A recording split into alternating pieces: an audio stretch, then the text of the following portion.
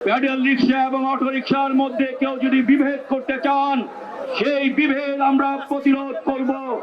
আমরা শ্রমিক, আমাদের সবচেয়ে বড় পরিচয় আমরা শ্রমিক, এবং আমরা আমাদের এই শ্রমিকদের স্বার্থ রক্ষা করার জন্য প্যাডেল এবং অটো সবকিছুর মধ্য দিয়েই আমরা আমাদের যেই শ্রমিকদের স্বার্থ, সেই স্বার্থ বজায় রাখবো। প্রিয় ভাইরা আমার, কোন বোনেরা এখানে আছেন, তারা এসছেন, গ্যারেজের যারা কাজ করেন সেই রকম বোনরা আমাদের আসছেন। প্রিয় ভাই বোনেরা, বৈষম্য বিরোধী আন্দোলনে আমাদের 24 জন রিক্সা শ্রমিক আত্মদান করেছে।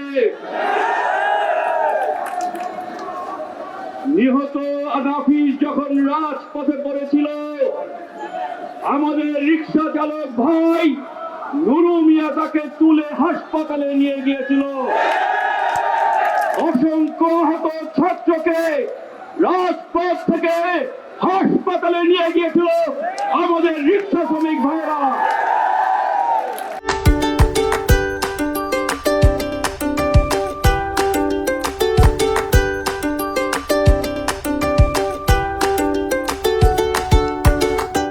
এই আন্দোলনে ঢাকার সবচেয়ে বড় শক্তি ছিল রিক্সা শ্রমিক ভাইরা।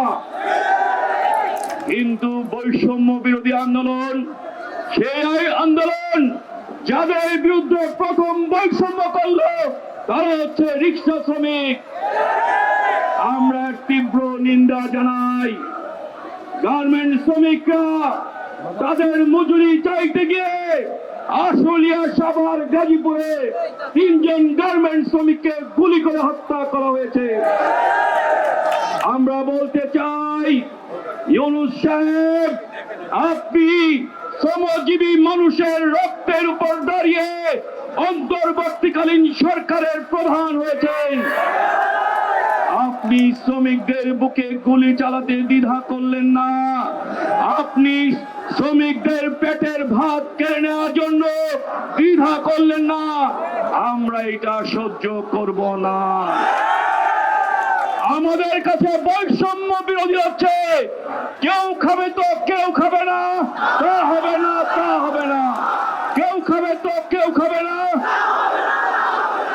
প্রিয় ভাইরা আমার, এই শেখ হাসিনার পতনের আগে শেখ হাসিনার ওবায়দুল কাদের, আমি ওবায়দুল কাদের বললাম, আপনারা তারে কি বলেন? কি বলেন? এই কাদের ঘোষণা করেছিল অটো রিক্সা চলতে দিবে না।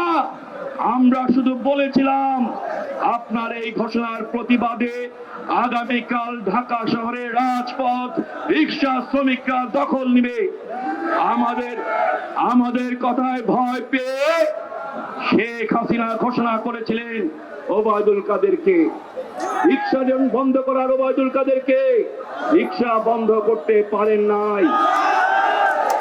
যারা এই ষড়যন্ত্রের পিছনে আছেন তারা এখন কোর্টের আশ্রয় নিয়েছেন।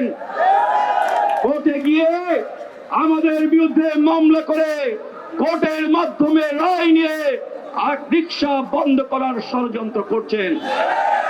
আমরা সেই ষড়যন্ত্রের দাঁত ভাঙা জবাব দেব।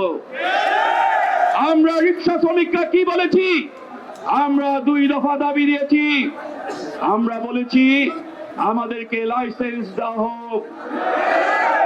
লাইসেন্স দিলে কি হবে? প্রথম কথা, আমাদের উপরে চাঁদাবাজদের যে অত্যাচার, মাসে 3000 টাকা করে চাঁদা দেওয়ার যে অত্যাচার, সেই অত্যাচার কমবে। আর সরকারের লাভ হবে, প্রতি বছর আমার কাছ থেকে তারা রাজস্ব পাবে। বাংলাদেশে 60 লক্ষ রিক্সা আছে, 60 লক্ষ রিক্সার কাছ থেকে সরকার রাজস্ব পাবে। 2 নম্বর বলেছি আমাদেরকে যৌক্তিক রোড পারমিট দেওয়া হোক। আমরা যত্রতত্র গাড়ি চালাতে চাই না। আমরা রুট পারমিট অনুযায়ী, যৌক্তিক রুট পারমিট অনুযায়ী গাড়ি চালাতে চাই। 3 নম্বর বলেছি আমাদেরকে প্রশিক্ষণ দেওয়া হোক।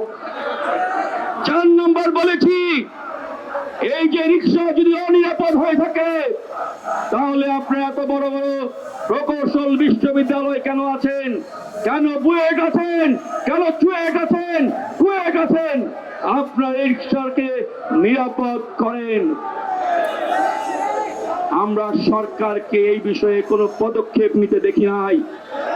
আমরা আজকে আপনাদের সামনে ঘোষণা করছি, আমরা রিক্সা ভ্যান ইজিবাইক শ্রমিক ইউনিয়ন, আমরা আমাদের যারা প্রিয় ইঞ্জিনিয়ার আছেন, প্রকৌশলীরা আছেন, যারা মেকানিক্যাল ইঞ্জিনিয়ার, যারা অটোমোবাইল ইঞ্জিনিয়ার, তাদের সমন্বয়ে একটা কমিটি গঠন করব, যারা আমাদের পক্ষ হয়ে এই রিক্সাকে নিরাপদ করার গবেষণা করবেন এবং একটা নিরাপদ রিক্সা চালু করবেন। প্রিয় ভাই বোনেরা, এখন সর্বশেষ কথা বলি। সর্বশেষ কথা হচ্ছে, আমার নেতা মুন্না ভাই বলছেন আজকে সকালবেলায় আমরা 3 জন অ্যাটর্নি জেনারেলের সাথে দেখা করেছি। অ্যাটর্নি জেনারেল মানে হচ্ছেন সরকারের সবচেয়ে বড় উকিল, তার সঙ্গে আমরা দেখা করেছি, আমরা কথা বলেছি। তার নিচে যিনি আছেন দ্বিতীয় সর্বোচ্চ, যিনি আছেন এডিশনাল অ্যাটর্নি জেনারেল, তার সঙ্গে আমরা কথা বলেছি। তারা বলেছেন গত বৃহস্পতিবারেই তারা এই হাইকোর্টের অন্যায় রায়ের বিরুদ্ধে আপিল করেছেন। আজকে সেই আপিলের শুনানি হওয়ার কথা ছিল, কিন্তু দুর্ভাগ্যবশত একজন সাবেক প্রধান বিচারপতি মৃত্যুবরণ করায় আজকে কোর্ট বন্ধ ঘোষণা করা হয়েছে, ছুটি ঘোষণা করা হয়েছে। সেই কারণে আগামী কালকেই কোর্টে সেই শুনানি হবে। শুনানিতে কি হবে আমরা জানি না। সেই কারণেই বলতে চাই, আগামী কালকেও রাজপথ দখল রাখতে হবে, রাজপথে থাকতে হবে। রিক্সা শ্রমিক ভাইদের বলছি, সুশৃঙ্খল ভাবে আগামী কালও আপনারা রাজপথে থাকবেন। যদি না আমাদের বিরুদ্ধে দেওয়া অন্যায় আইন অন্যায় রায় প্রত্যাহার করা না হয়, তাহলে আমরা রাজপথ ছেড়ে যাব না।